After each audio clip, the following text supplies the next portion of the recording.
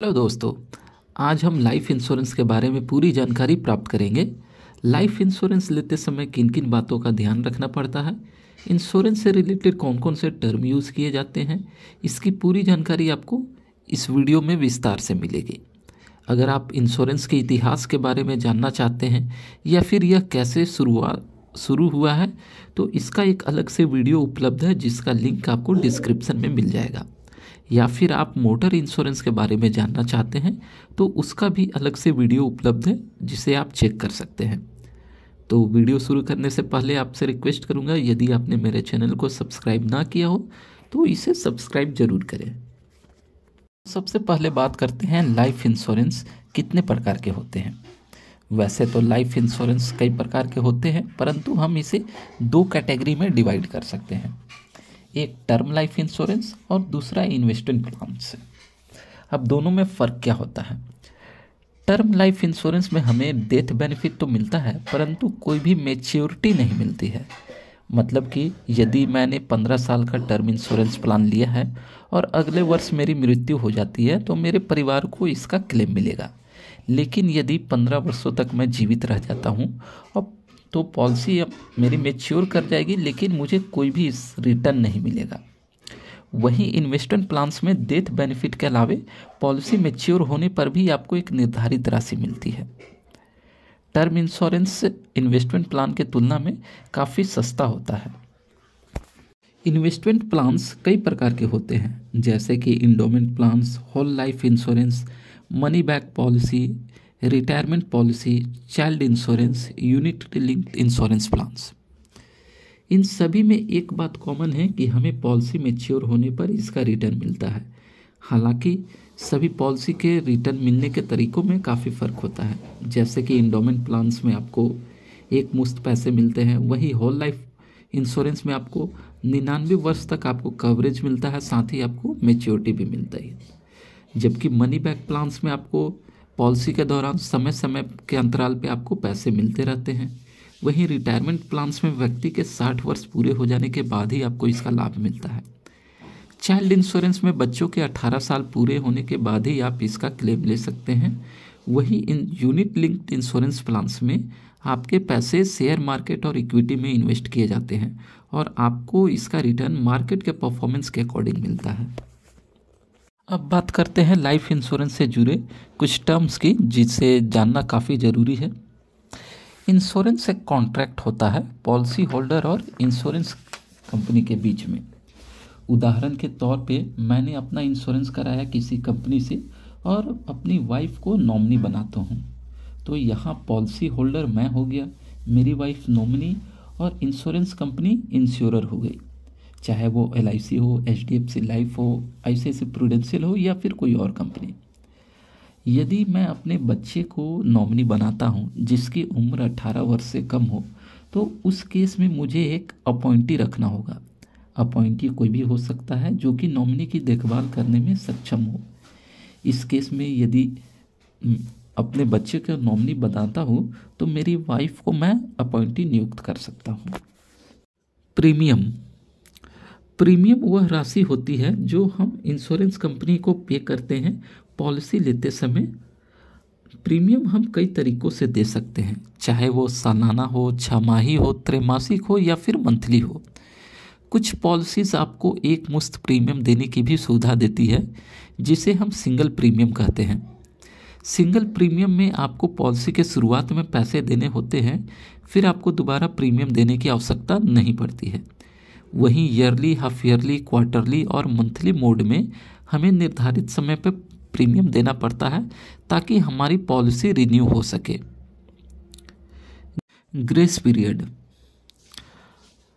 यदि आप समय से पहले पॉलिसी रिन्यू नहीं करवाते हैं तो इंश्योरेंस कंपनी आपको ग्रेस पीरियड देती है। इस अवधि में आप प्रीमियम का भुगतान बिना किसी अतिरिक्त शुल्क या फिर लेट फाइन के साथ कर सकते हैं। जनरली मंथली मोड के लिए आपको 15 दिन का ग्रेस पीरियड मिलता है।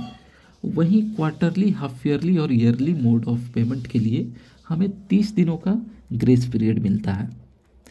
मान लेते हैं कि मैंने अपना इंश्योरेंस 5 जनवरी 2022 को लिया था ईयरली मोड में, तो अगले वर्ष 5 जनवरी 2023 के पहले मुझे इसका रिन्यूअल प्रीमियम देना होगा।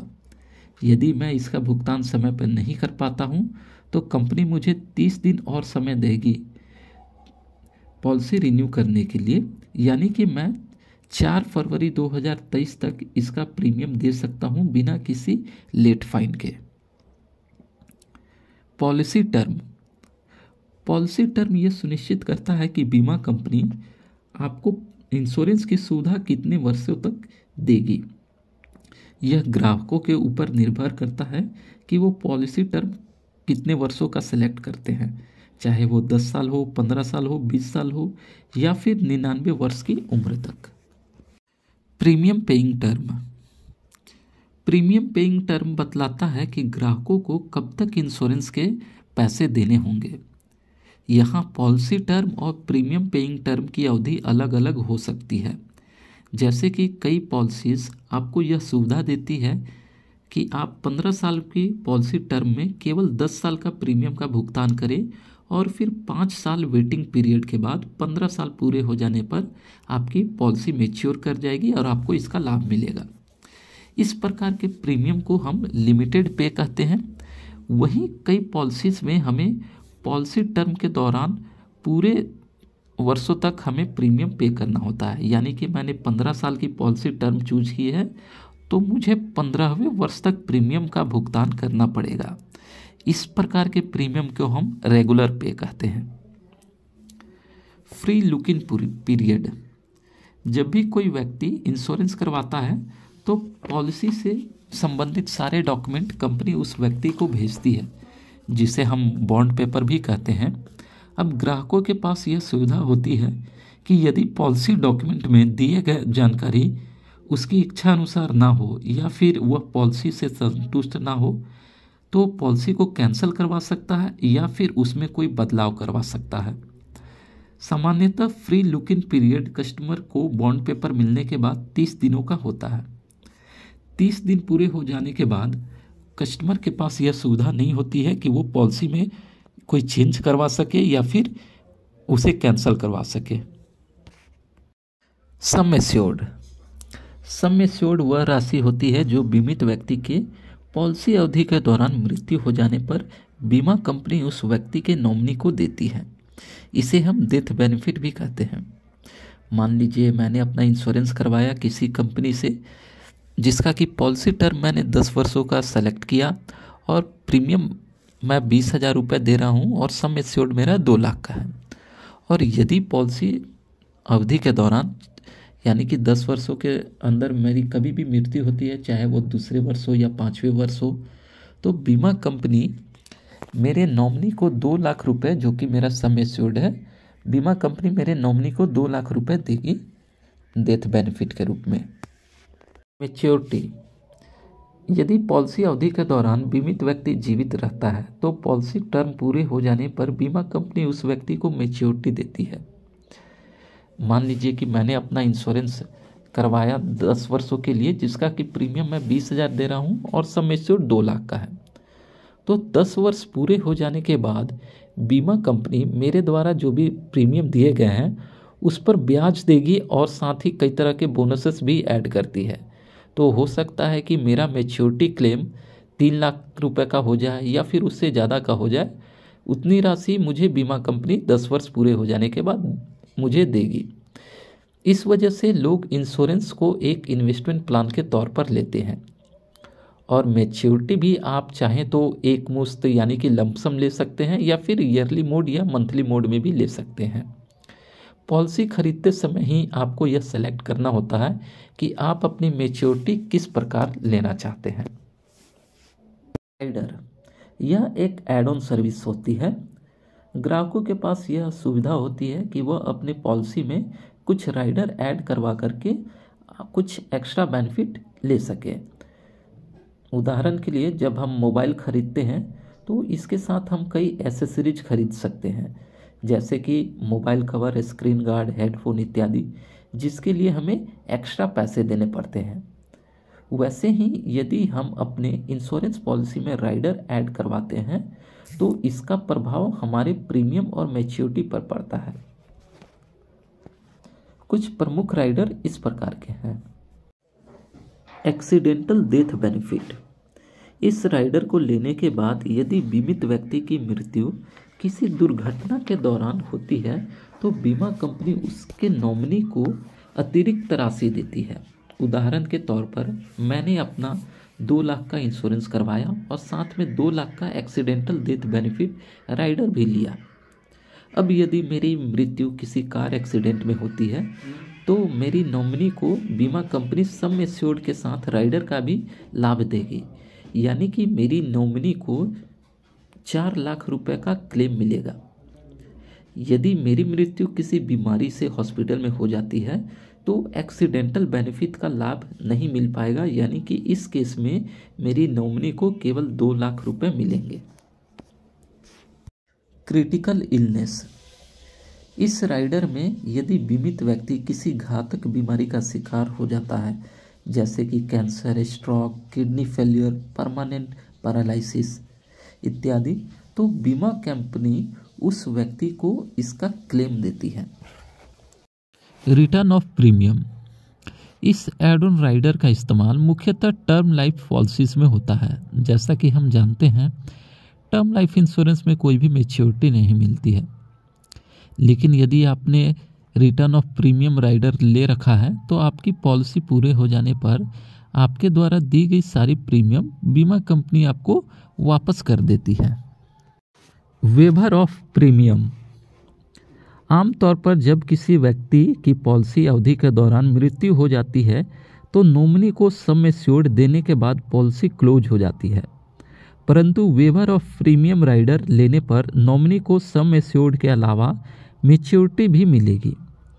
यदि मैंने 15 वर्षों की पॉलिसी ली है और 5 वर्ष के बाद मेरी मृत्यु हो जाती है तो मेरी नॉमिनी को सम एश्योर्ड तो मिलेगा ही और अगले 10 वर्षों का प्रीमियम भी माफ़ हो जाएगा, जिससे कि 15 वर्ष पूरे हो जाने पर मेरे नॉमिनी को मैच्योरिटी का भी लाभ मिलेगा। Surrender value. कई बार ऐसा होता है कि हमने 20 वर्षों की पॉलिसी तो ले ली है, मगर 5 वर्षों के बाद पॉलिसी का प्रीमियम ना दे पाऊँ या फिर मुझे पैसों की ज़रूरत पड़ जाए, तो मैं अपनी पॉलिसी को बीच में बंद करवा करके सरेंडर वैल्यू ले सकता हूँ। लोन। हम चाहें तो पॉलिसी के अगेंस्ट में लोन भी ले सकते हैं, जो कि करीब सरेंडर वैल्यू का 80% होता है, लेकिन सभी इंश्योरेंस पॉलिसीज़ में आपको लोन की सुविधा नहीं होती है। कुछ ट्रेडिशनल इंडोमेंट प्लान्स में आपको लोन की सुविधा मिलती है। Tax benefits. लाइफ इंश्योरेंस ना केवल आपको सुरक्षा प्रदान करता है बल्कि आपको टैक्स में छूट दिलवाने में भी मदद करता है। लाइफ इंश्योरेंस के दिए जाने वाले प्रीमियम पर आपको अंडर सेक्शन 80C के तहत 1.5 लाख रुपए तक आप छूट पा सकते हैं।